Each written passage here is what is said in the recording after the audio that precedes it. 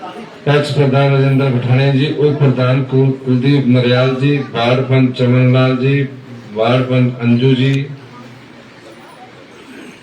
सभी इस पंचायत के बुजुर्ग साहिबान, माताएं, बहनें, युवा साथियों, प्यारे बच्चों को मेरा नमस्कार।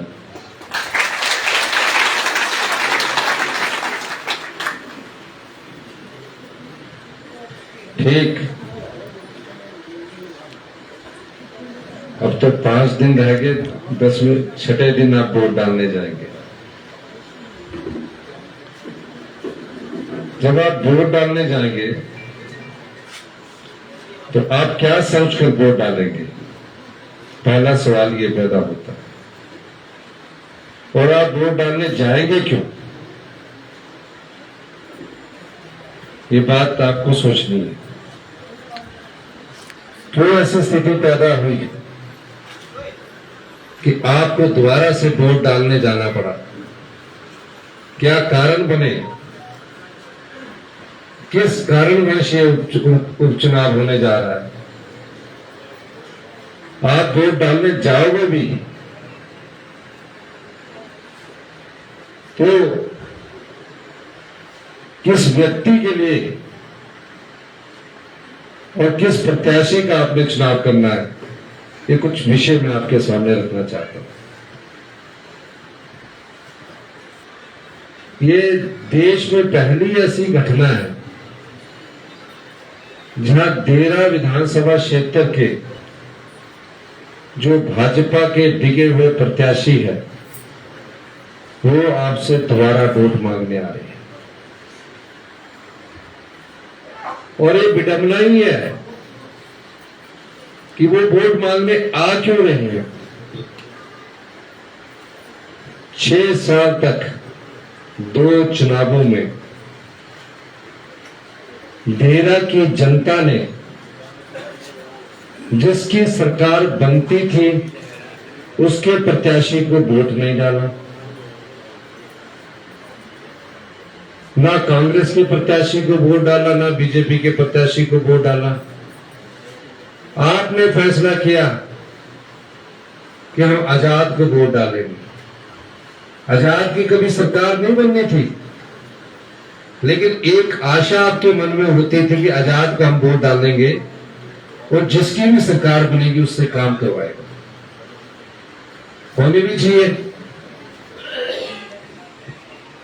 आपने उनको 2 बार आजाद प्रत्याशी चुनाव जिताकर भेजा और जब वो चुनाव जीत कर गए, मुझसे सारे काम उन्होंने करवाए। हरिपुर में मैं बस स्टैंड का उद्घाटन करने के लिए आया, जो मांगे उन्होंने रखी वो सारी पूरी की। 14 महीने तक वो कांग्रेस की सरकार से काम करवाते रहे। कितने उन्होंने मुझसे ट्रांसफर करवाई होगी, तो मैंने उनका काम क्यों किया, क्योंकि वो कांग्रेस को समर्थन दे रहे थे और कांग्रेस की सरकार होने के नाते मैंने उनका काम किया। और आज जब आप वोट डालने जाएंगे 10 तारीख को, फैसला आपको करना है। डेरा की जनता को यह फैसला करना है कि 14 महीने पहले जिसको आपने चुनकर भेजा था वो दोबारा आपसे विधायक का वोट मांगने आ रहा। वो आपसे वोट मांगने क्यों आ रहे हैं? आपको तो ये कहना चाहिए था और डेरा की जनता को पूछना चाहिए था कि हमने आपको 5 साल के लिए चुनकर भेजा। आप 5 साल बाद आते, काम करवाते, हम आपके काम पर वोट डालते, लेकिन यहां वो दोबारा आपसे वोट मांगने आ रहे। ये पहली ऐसी घटना है कि जहां आजाद प्रत्याशी ने इस्तीफा दिया। आजाद प्रत्याशी को इस्तीफा देने की जरूरत नहीं थी। अगर हम काम नहीं करते तो वो बीजेपी के साथ बैठ सकते थे, और आप भी हो, अगर बाई चांस जीत कर जाए तो भी तो बीजेपी के साथ बैठेंगे। तो भी जिस मुख्यमंत्री पर आपने आरोप लगाया कि हम आपके काम में, मुख्यमंत्री जी मेरे काम नहीं कर रहे, तो अगर गलती से आप 3.5 साल बाद दोबारा जीत कर जाएंगे तो वो मुख्यमंत्री क्या आपके काम करेगा जिनके 3.5 साल और सरकार है? वो काम क्यों करेगा? क्योंकि आपने आजाद होकर भी मुख्यमंत्री का विरोध किया। अब तो विरोधी पार्टी में आपके काम क्यों होंगे? फिर देरा का विकास कैसे होगा? कौन देरा का विकास करेगा? एक वो व्यक्ति है जो अपना इस्तीफा देने के लिए धरने पर बैठता है। आपकी पंचायत के लिए धरने पर बैठता है, आपकी पंचायत की समस्याओं के लिए धरने पर बैठते तो अच्छा होता। अभी राजेंद्र जी बोल रहे थे कि पटेल ही रेगुलाइज हुए, उनको लेके धरने में बैठते अच्छा होता।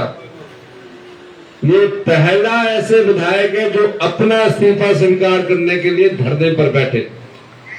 देरा की जनता की समस्याओं के समाधान के लिए अगर धरने पर बैठते तो अच्छा होता। अपना इस्तीफा स्वीकार करवाने के लिए हाई कोर्ट गए और हाई कोर्ट में यह अनुरोध करते कि हमारा इस्तीफा स्वीकार कीजिए। विधानसभा के स्पीकर ने यह कहा कि आप इस्तीफा क्यों देना चाहते हैं? मुख्यमंत्री अगर आपके काम नहीं करते, आप बीजेपी के साथ वैसे भी बैठ सकते हैं। 3 महीने का उनको समय दिया। विधानसभा के स्पीकर के समझाने के बाद भी वो नहीं माने और उसके बाद अध्यक्ष महोदय ने उनका इस्तीफा स्वीकार किया। और जब इस्तीफा दिया होगा तो मुझे लगता है इस पंचायत में भी उन्होंने मीटिंग की होगी कि मैं इस्तीफा दे रहा हूं। उन्होंने मीटिंग की थी इस पंचायत में आगे कि मैं इस्तीफा दे रहा हूं? कितनी होनी मुझे लग रहा है? पक्की गल है? नहीं की है? तो आपको ये पूछना है कि जब वोट मांगने आए इस्तीफा देने से देरा की जनता को पूछा नहीं जाना चाहिए था?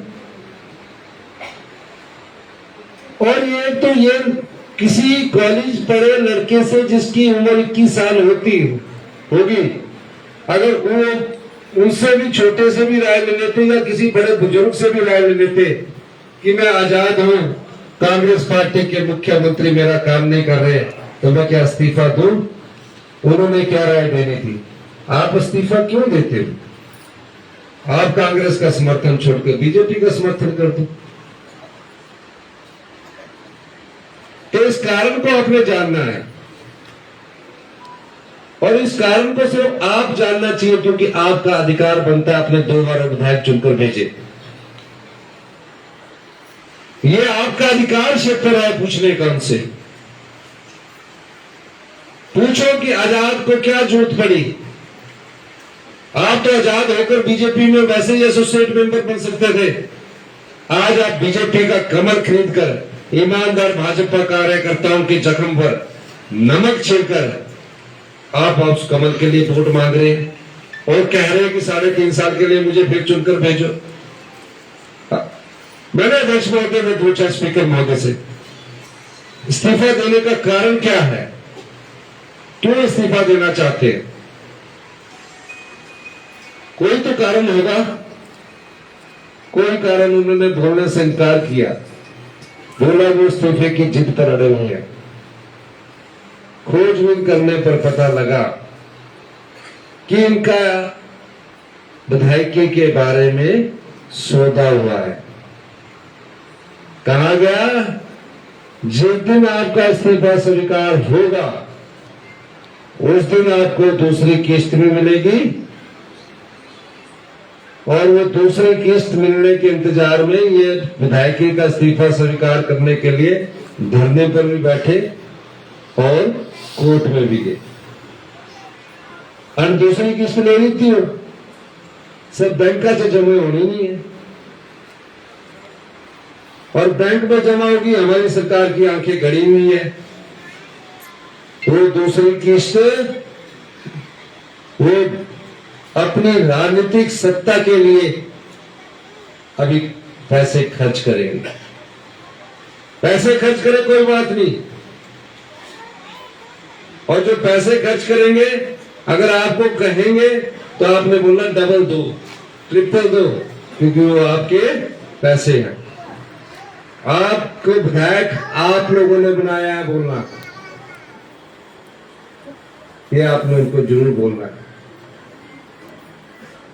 और एक चीज और मैं बताऊं, ऐसा आदमी क्यों करता है? जो धनवान होता है वो स्वभाव से लालची होता है, उसको अहंकार होता है, उसके पास पैसे का अहंकार होता है, और लालचपन में उसको आगे नजर नहीं आता। वो सोचता है जनता मेरे जेब में है, जब चाहूंगा वोट को पैसे से मैं खरीद लूंगा। लेकिन वो ये नहीं जानता कि जनता जागरूक होती है और बुराई का अंत करने के लिए वो किसी भी हद तक जा सकती है। तो उस अहंकार में उसने आपको नहीं पूछा, उस पैसे के लालच में आपको नहीं पूछा। और जब अहंकारी व्यक्ति होता है उसकी मति मारी जाती है, बुद्धि भ्रष्ट हो जाती, तब यह चुनाव दोबारा हो रहा है। अब जिसकी बुद्धि भ्रष्ट होगी फिर वो दोबारा से चुनाव लड़ने के लिए आ रहा है। या तो ऐसा कहते कि मैंने चुनाव नहीं लड़ना है, मेरा मन भर गया है, मैंने अपना रिजॉर्ट का काम करना है और रिजॉर्ट के काम को करता, या ऐसा कहते फिर चुनाव भी लड़ना है दोबारा, आपके पास 3.5 साल के लिए वोट भी मांगने आने हैं। और जब दोबारा चुनाव लड़ना है फिर आपने इस्तीफा क्यों दिया? आप पर तो कोई पार्टी का नियम लागू नहीं होता था। तो इन्होंने अपना इस्तीफा को, अपनी विधायकी को बेचा है। इनको सबक सिखाने का समय 10 जुलाई को आपके पास आया। जिस प्रत्याशी ने आपकी भावनाओं का सौदा किया है, जिस प्रत्याशी ने आपके वोट को कमजोर किया है, जिस प्रत्याशी ने बेरा की जनता का अनादर किया है, बेरा की जनता को धोखा किया है, बेरा की जनता के वोट का सम्मान नहीं किया है, ऐसे प्रत्याशी को सिर्फ आप लोग सबक सिखा सकते हैं। सिखाएंगे कि नहीं सिखाएंगे? सिखाएंगे कि नहीं सिखाएंगे? हाथ खड़ा करके दसा, पक्का सिखाएंगे? ये आपने सिखाना है। ये चुनाव को हिमाचल प्रदेश की सरकार बनाने के लिए नहीं हो रहा है। हिमाचल प्रदेश की सरकार को पूर्ण बहुमत का समर्थन मिल चुका है। 6 कांग्रेस के विधायक थे, उनको डिस्क्वालीफाई किया, उनका चुनाव लड़ना वाजिब था। जनता ने उनको भी सबक सिखाया। 6 में से 4 कांग्रेस के प्रत्याशी जीत कर आए। जयराम ठाकुर जी बार बार कहते थे 4 जून को 2 सरकारें बनेगी। हमने कहा 34 में से हमें 1 विधायक की जरूरत है। 34 से 1 विधायक करने के लिए हमें 35 चाहिए थे, लेकिन 25 विधायकों वाले जयराम ठाकुर जी कहते कि 4 जून को हमारी सरकार बनेगी। हमें 1 विधायक चाहिए था, उन्होंने हमें 3 ज्यादा विधायक चुनकर भेजे, 38 विधायक चुनकर भेजे। इसलिए सरकार बनाने के लिए चुनाव नहीं है, इसलिए यह सरकार बनाने के लिए चुनाव नहीं है। सरकार बनाने के लिए 2000 में दोबारा जनरल इलेक्शन होगा, उसमें आप हमारे काम के आधार पर फैसला कर सकते हैं। यह हिमाचल की जनता है, हर 5 साल बाद सरकार की कार्य प्रणाली पर वोट डालती है। अच्छा लगता है दोस्तों, द्वारा भी चुन सकती है, नहीं अच्छा लगता है तो बदल देती है। हमने 18 महीने में आपके हित के काम किए। 75 साल में पहली बार कोई निचले हिमाचल से कांग्रेस पार्टी ने अपना पहला मुख्यमंत्री दिया।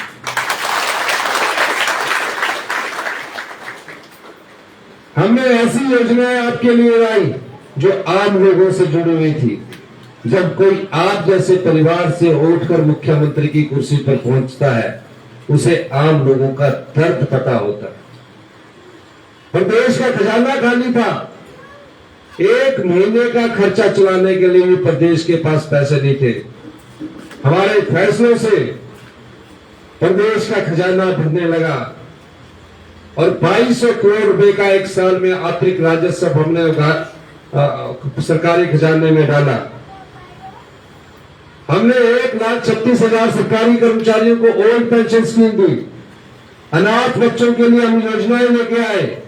विधवा बच्चों की पढ़ाई का पूरा खर्चा दूसरे बजट में सरकार उठाएगी। मनरेगा की दिहाड़ी 240 से 300 रुपए की। किसान के हाथ में किसान के हाथ में पैसा पहुंचे। हमने दूध का मूल्य 45 रुपए प्रति किलो और भैंस का दूध का मूल्य 55 रुपए प्रति किलो निर्धारित किया कि सरकार इस रेट पर दूध खरीदेगी। हमने प्राकृतिक खेती के लिए कि किसान यूरिया का प्रयोग ना करें। अगर गोबर आधारित खेती करेंगे तो 40 रुपए किलो गेहूं सरकार खरीदेगी, 30 रुपए किलो मक्की सरकार खरीदेगी। ये सारी योजनाएं हम आपके लिए लेकर आए। 70 साल से ऊपर के जितने बुजुर्ग हैं, हमारी सरकार ने फैसला किया कि 25 लाख रुपए तक बुजुर्गों के लिए मुफ्त इलाज योजना लेकर हम दूसरे बजट में आए। पहले ये घोषणा चुनावों के समय की जाती थी। जिस तरह भारतीय जनता पार्टी ने चुनावों से 1 साल पहले आकर 600 संस्थान खोल दिए कि बेटों का लाभ मिलना चाहिए, हमने राजनीतिक लाभ के लिए अपनी सरकार की कोई भी नीति निर्धारित नहीं की। हमने कहा कि जनता का पैसा है, जनता को मिलना चाहिए। हर साल हम जनता को पैसा बांट रहे हैं। पंचायत प्रतिनिधियों के मानदेय बढ़ते थे। आखिरी साल में मुझे 2 साल अपना बजट प्रस्तुत करते हुए हो गया है। सभी पंचायत प्रतिनिधियों के, वार्ड पंचों के, जिला परिषदों के हमने पैसे बढ़ाए। जो पैसा बचा, जो बेटी हमारी 18 साल की उम्र पार कर चुकी होगी, जब तक उसके शरीर में अंतिम सांस रहेगी, हमारी सरकार हर महीने उसे 1500 रुपए देगी, साल का 18,000 कर देगी। आपकी पंचायत में पैसा मिलना शुरू हो गया? आ जाएगा 3,000 रुपया, अभी 1,000 महीनों को यहाँ मिलना शुरू हो गया। पर मेरे पास लिस्ट है, मैं बताता हूँ आपकी पंचायत में कितना को हुआ। यहाँ 17 महीनों को आ गया। प्रधान जी आपको पता ही नहीं है? तो सब बोल रहे थे नहीं हुआ। देखो, पहले बैठो, पहले 3,000 रुपए मिला, आजकल में 1,500 और आ गया। आई है ना? आजकल भी दिखी लेंगे बड़ा बटुआ, दिखी लेंगे मैसेज आना। ये सारा पैसा आपका है। हम भ्रष्टाचार के चोर दरवाजे बंद कर आपकी सेवा करना चाहते हैं। पर यहां आपके आजाद प्रत्याशी अपनी विधायकी बेचकर आज आपके बीच में बेशर्मों की तरह बीच में आ रहे हैं। कह रहे हैं मेरे को 5 साल चुने के पे जाता, मैं 1.5 साल नीचे इस्तीफा देता। भले मानस कुणी बोले का तुझे इस्तीफा देने का, ऐसा तो बोले नहीं ना, तुझे बोले था। जब तुझे बोले नहीं तो इस्तीफा कैसे देता? जो लोग ये सोचते हैं कि लोकतंत्र में जनता हमारी जेब में होती है, ये लोग अहंकार में ये भूल जाते हैं। यही वो जनता है जो आपको विधायक बनाती है और यही वो जनता है जो आपको विधायकी से उतारती है। आपने इस्तीफा दिया, आपने गलत काम किया है, अपनी विधायकी को बेचा है। ऐसे लोगों को आप ही सबक सिखा सकते हैं। सरकार आपके साथ खड़ी है, आपको लड़ना होगा। इस लोकतंत्र की दशा और दिशा को तय करने के लिए आपको लड़ना होगा। भविष्य में कोई विधायक ऐसे ना दिखे। हिमाचल की जनता ने 4 उपचुनावों में जो रास्ता दिखाया है, अब देरा की जनता को ये चुनाव लड़ना होगा। इस राजनीतिक बुराई का आपको अंत करना है। आप लोगों को अंत करना पड़ेगा। अगर आप इस राजनीतिक बुराई का अंत करेंगे तभी देरा का भाग्य उदय होगा। देरा का भाग्य उदय करने के लिए ये जो अस्तित्व वाली राजनीतिक बुराई है, इसका अंत आपको करना पड़ेगा। इस चुनाव को आपको जीतना है। देरा के विकास के लिए आपको चुनाव जीतना है। देरा के भाग्य के लिए आपको चुनाव जीतना है।